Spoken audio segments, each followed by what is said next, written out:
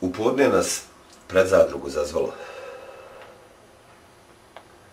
Tako su radili u selu do 3 kilometra odavle.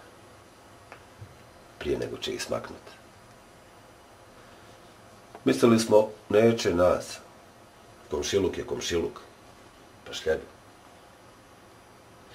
Narediše da donesemo ono jada od oružja. Nije nam bilo pravo. To je s koljena na koljeno. Vele od pamtivijeka. Otišli nazor.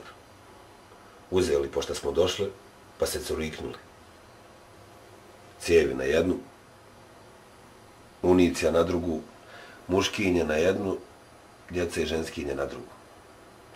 Tako su skupili u selu do 3 kilometra odavle. Prije nego će ih smaknuti. A mislili smo, komšiluk je komšiluk, pa poslušali. Reklo za ozbilje, ništa vam nažao nećemo. I dosad smo zajedno polovili i dobro i zlo. Odvelo nas onda džuture, hrpu cijelu na krš. Ono isto što nam je reklo da nam ništa neće, sad za ozbilje naredilo da se bacamo u bezdan, ko biva bolje i mi sami nego da nas počera puškom i kamom.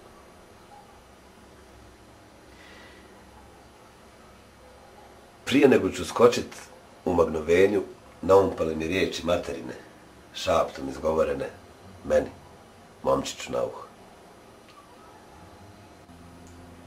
Sve se, ama isto ko isto, i njenom ocu napravilo.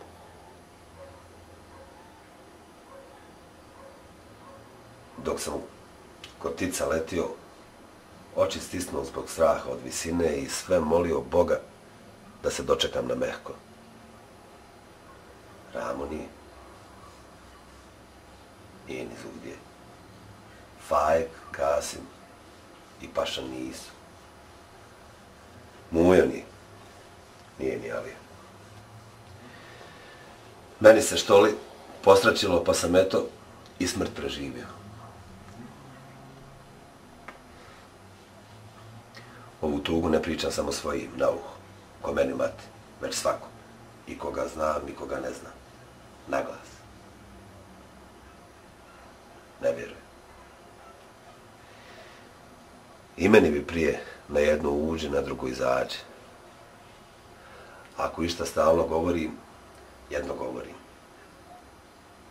I kad šapču, slušajte mater.